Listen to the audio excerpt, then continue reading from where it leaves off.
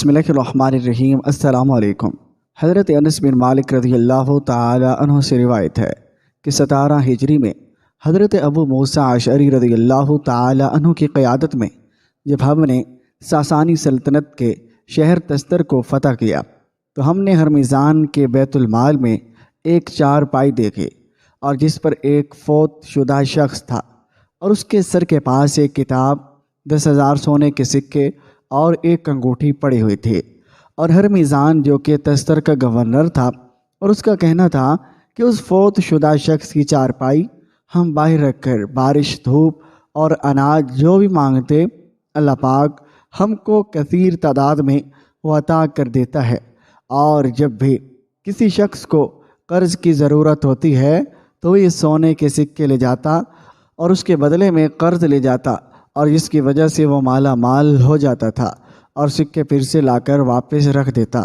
حضرت انس فرماتے ہیں کہ ہم نے اس چارپائی پر پڑے فوت شدہ شخص کے سرانے رکھی کتاب خلیفہ حضرت عمر فاروق رضی اللہ تعالی عنہ کے پاس بھجوا دی، اور خلیفہ نے اس کتاب کا عربی میں ترجمہ حضرت کعب بن احبار رضی اللہ تعالی عنہ سے کروایا، اور ابو العالیہ نے اس کتاب کو پورا پڑھا۔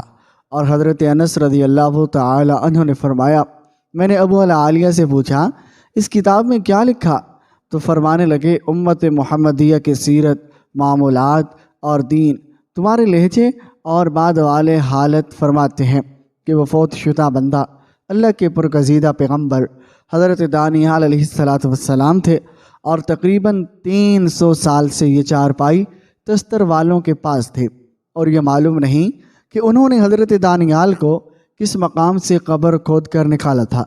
اور پھر حضرت ابو موسیٰ اشعری رضی اللہ تعالی عنہ نے خط حضرت عمر رضی اللہ تعالی عنہ کو خط لکھا، اور حضرت دانیال علیہ السلام کی میت کا کیا کرنا ہے؟ تو حضرت عمر فاروق رضی اللہ تعالی عنہ نے فرمایا، اور مختلف مقامات پر رات کے اندھیرے میں 13 قبریں کھودو، اور پھر ان میں سے کسی ایک میں ان کو بڑی ہی رازداری سے دفنا دو، تاکہ تستر کے لوگ دوبارہ ان کی قبر کو کھود کر جست مبارک نہ نکال لیں، اور ہر قوس کو یہ خوشخبری دے دو کہ رسول اللہ صلی اللہ علیہ وسلم نے اس کے لیے جنت کی بشارت دی تھی۔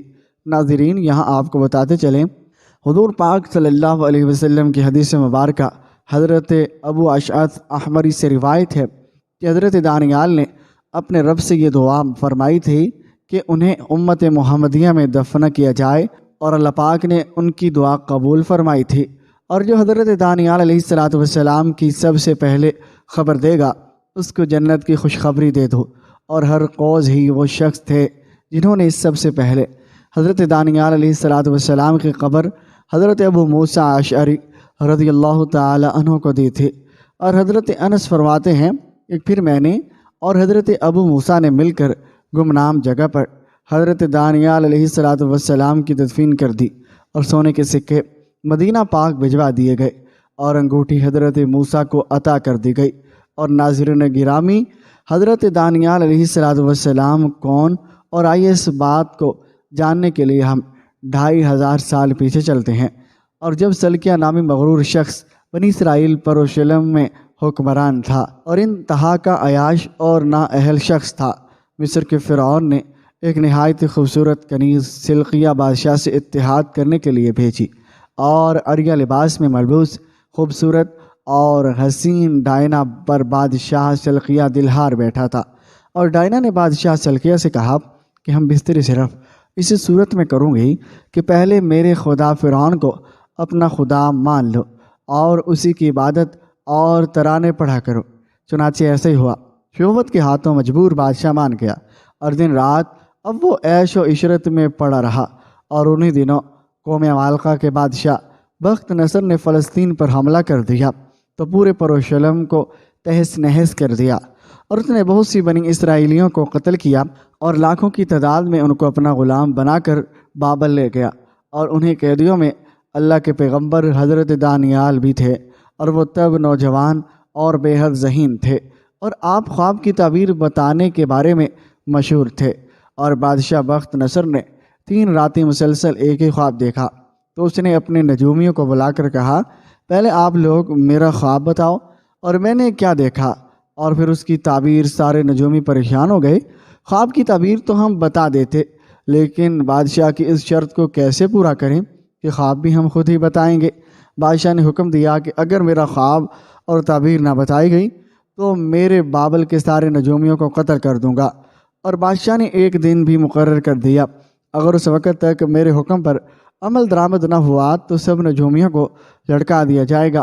اور بس پھر سب نجومی دن رات سر پکڑ کر بیٹھے رہتے۔ اور ایک دن دریائے فرات کے کنارے نجومی انہی باتوں میں مصروف تھے۔ حضرت دانیال علیہ السلام نے ان کی باتیں سن لی اور فرمانے لگے، میں بادشاہ کو خواب اور تعبیر بتا سکتا ہوں۔ چنانچہ نجومیوں نے حضرت دانیال علیہ السلام کو پکڑا اور بادشاہ کے دربار میں لے گئے، اور بخت نصر نے آپ علیہ السلام کو مخاطب کر کے اپنا خواب اور اس کی تعبیر سنانے کا حکم دیا۔ دانیال علیہ السلام نے کہنا شروع کی، اے بادشاہ، آپ نے دیکھا کہ زمین کے وسط میں ایک بہت ہی اونچا درخت ہے، اور آپ ابھی اسے دیکھ ہی رہے تھے کہ ایک فرشتہ آسمان سے اترا اور اس نے کہا، اس درخت کو کاٹو اور اس کی شاخیں تراش دو اور اس کے پتے جھاڑ دو اور اس کے پھل بکھیر دو، تاکہ سب جان لیں کہ حق تعالی ہی تمام عاملین پر حکمرانی کرتا ہے۔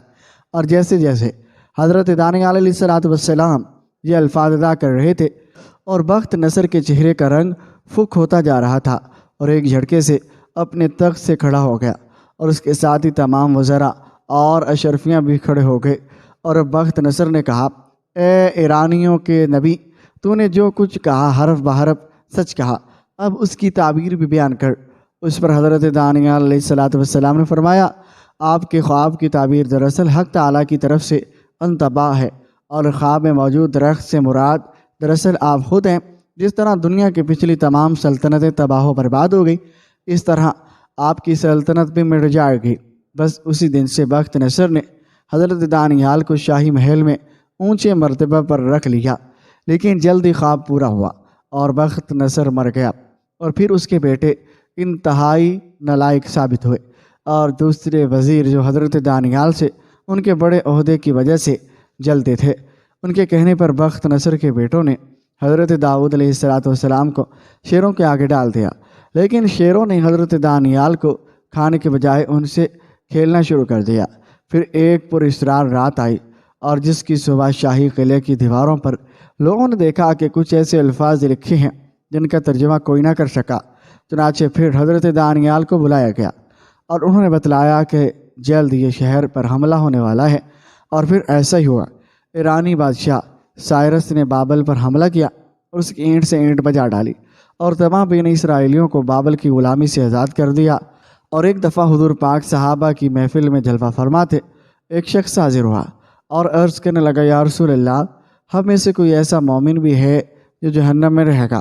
حضور پاک فرمانے لگے، ہاں، ایک شخص ایسا ہوگا جو جہنم کی گہرائی میں 1000 سال رہے گا اور مسلسل اونچی آواز سے پکارتا رہے گا، یا حنان یا منان۔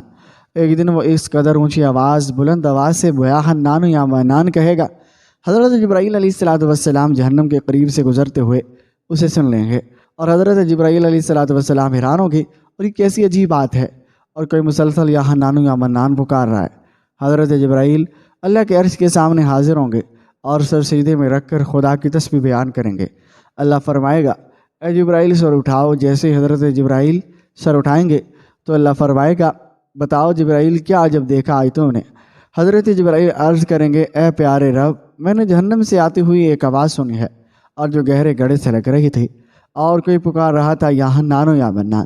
اللہ فرمائے گا، جبرائیل، جہنم کے دروغہ مالک کے پاس جاؤ اور اسے کہو، جو بندہ یا حنان یا منان کی صدا لگا رہا ہے اسے جہنم سے نکال کر تمہارے حوالے کر دے، اور پھر اسے میرے پاس لے آؤ۔ حضرت جبرائیل علیہ السلام جہنم کے دروازے پر تشریف لے گئے اور دروازے پر دستک دی۔ حضرت مالک باہر آئیں گے اور حضرت جبرائیل علیہ السلام انہیں اللہ پاک کا حکم سنائیں گے، اور حکم سن کر حضرت مالک علیہ السلام جہنم کے اندر جائیں گے۔ ہمارے پیارے آقا نے فرمایا، جیسے ماں اپنے بچوں کو پہچانتی ہے، اور حضرت مالک ایسے ہی جہنم کو پہچانتے ہیں، اور اس کے باوجود آپ یا حنان یا منان کہنے والے شخص کو تلاش نہیں کر پائے اور باہر تشریف لائیں گے۔ حضرت جبرائیل علیہ السلام عرض کریں گے، اے جبرائیل، جہنم نے گہرا سانس لیا ہے، اس لیے کون سی چیز پتھر ہے، کون سی چیز لوہا اور کون انسان ہے، اس کی پہچان نہیں ہو پا رہی۔ حضرت دانیال پھر اللہ کی بارگاہ میں سجدہ کریں گے، اللہ پاک ارشاد فرمائیں گے جبرائیل سر اٹھاؤ، تم یا حنان یا منان کہنے والے کو کیوں نہیں لائے؟ جبرائیل عرض کریں گے مولا دروغہ جہنم حضرت مالک نے بھی معذرت کر لی ہے، کہتے ہیں کہ جہنم نے گہری سانس لی ہے اور اس کی وجہ سے پتھر لوہے اور انسانوں کے درمیان کوئی فرق نہیں بچا ہے، تو یہ سبھی جل کر کوئلہ بن چکے ہیں اور کسی چیز کی پہچان نہیں ہو پا رہی۔ اللہ پاک فرمائے گا جبرائیل مالک سے کہو میرا بندہ جہنم کے فلاں گڑھے میں فلاں کونے میں اس طرح پڑا ہوا ہے۔ حضرت جبرائیل جہنم کے دروازے پر جائیں گے اور حضرت مالک کو یا حنان یا منان پکارنے والے کا پتہ بتائیں گے، اور حضرت مالک جہنم کے اندر جائیں گے اور دیکھیں گے ایک شخص اس کے پاؤں اس کے پیشانی کے ساتھ ہاتھ گردن کے ساتھ باندھے ہوئے ہیں اور جہنم کے سانپ بچھو اس کے ساتھ لپٹے ہوئے ہیں۔ حضرت مالک اس کی زنجیر توڑ دیں گے اور جہنم سے نکال کر حضرت جبرائیل علیہ السلام کے حوالے کر دیں گے۔ حضرت جبرائیل اسے عرش الہی کے سامنے لے کر حاضر ہوں گے اور سر سجدے میں رکھیں گے۔ اللہ پاک فرمائے گا جبرائیل سر اٹھاؤ، جبرائیل علیہ السلام سر اٹھائیں گے۔ اب اللہ پاک اس بندے سے فرمائے گا اے بندے کیا میں تیری بہترین تخلیق نہیں کی تھی؟ کیا میں نے تیری طرف رسول نہیں بھیجے تھے؟ کیا رسولوں نے تمہیں میری کتاب نہیں سنائی تھی؟ کیا میرے رسولوں نے تجھے نیکی کا حکم نہیں دیا تھا، تجھے برائی سے منع نہیں کیا تھا؟ اور وہ بندہ ساری باتوں کو مانے گا، اقرار کرے گا یا اللہ تو نے میری بہت اعلیٰ تخلیق فرمائی، تیرے رسول بھی تشریف لائے اور انہوں نے تیرے حکام بھی سنائے۔ اللہ پاک فرمائے گا تو نے فلاں فلاں گناہ کیوں کیے؟ اور وہ عرض کرے گا یا اللہ میں نے اپنی جان پر ظلم کیا جس کی سزا میں مجھے جہنم میں ڈال دیا گیا، اور اے اللہ اس کے باوجود میری امید نہیں ٹوٹی اور مجھے تیری رحمت سے امید تھی، اس لیے میں یا حنان یا منان پکارتا رہا۔ مولا تو نے مجھے فضل سے جہنم سے نکالا ہے اور یا اللہ مجھ پر رحم فرما۔ اللہ پاک فرمائے گا فرشتوں گواہ ہو جاؤ میں نے اس بندے پر رحم کیا اور اسے معاف کر دیا۔ آئیے دوستو سب اپنا اپنا محاسبہ کرتے ہیں کہ ہم میں کوئی ایسا ہے جو کہہ سکے کہ میں اپنے اعمال کا حساب دے سکتا ہوں؟ اپنے اپنے گریبانوں میں نظر ڈالیے، کوئی ایسی خوبی یا نیکی جس پر ہمیں یقین ہو کہ ہمیں دوزخ میں نہیں ڈالا جائے گا۔ ہزاروں سال کی باتیں بھی رد ہوتی دیکھی گئی ہیں، تو بس اللہ سے دعا کرتے ہیں اے اللہ ہم جانتے ہیں اگر ہمارے اعمال کا سخت حساب لیا گیا تو یقیناً ہم نہیں بچ پائیں گے، ہم بے حد گنہگار ہیں، لیکن اے اللہ پاک ہم تیری رحمت کا سوال کرتے ہیں، ہم سے حساب اپنے عدل و انصاف پر نہ لینا بلکہ ہم پر اپنی رحمت اور عطا کا سایہ رکھنا۔ اللہ پاک ہماری دعاؤں کو قبول و منظور فرمائے اور ہمارا خاتمہ بالخیر فرمائے۔ ناظرین اس امید کے ساتھ ہمیں اجازت دیجیے، ملتے ہیں جلد نئے ویڈیو کے ساتھ، تب تک کے لیے اللہ حافظ۔